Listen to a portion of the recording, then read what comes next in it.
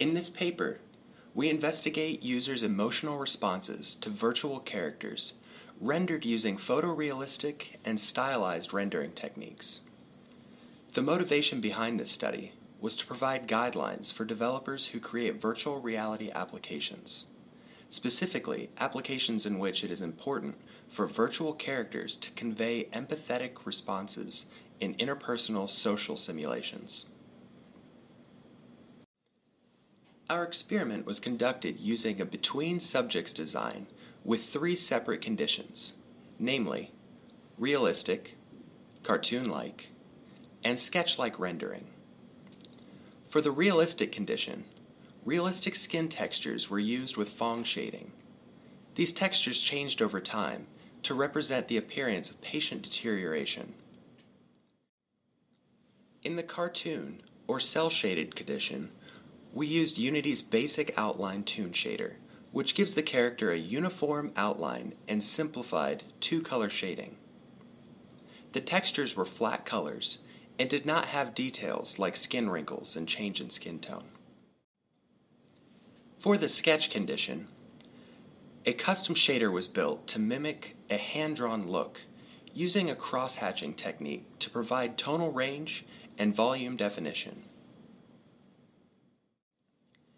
An immersive virtual environment demonstrated a virtual hospital room with a patient who is deteriorating over time. This environment was presented on a 60-inch screen with a life-size virtual character.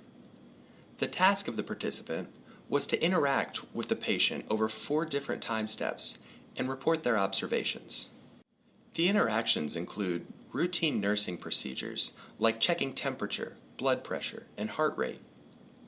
The participant can also ask the virtual character questions from a predefined set by clicking on them.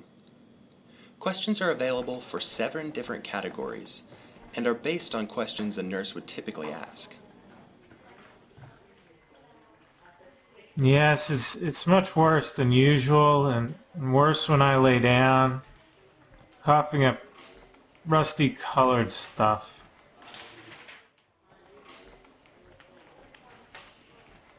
That Tylenol you gave me did not seem to help.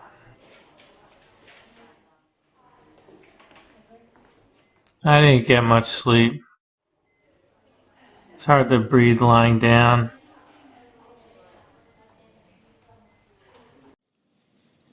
The interactions are reported in the Electronic Health Record System, or the EHR. It consists of fields to fill out values of all the medical information which can be gathered during the simulation. To begin the experiment, an electrodermal activity sensor is fastened to the non-dominant wrist of the participants. Then the user fills out the demographics survey. Thereafter, the participant is given training on how to use the environment and perform all the interactions. Once the participant feels confident about the tasks, the experiment simulation is started and the experimenter steps out of the room. Once the user has completed all the interactions for the first time step, the experimenter comes in and asks the participant to fill out a questionnaire, which includes the differential emotion survey and a positive and negative affect survey. The same procedure is repeated at the end of each time step. The following video sequence highlights the user's experience associated with the 4 different time steps of a nurse's simulated surveillance experience, during which the virtual patient Bob medically deteriorates from time step 1 to time step 4.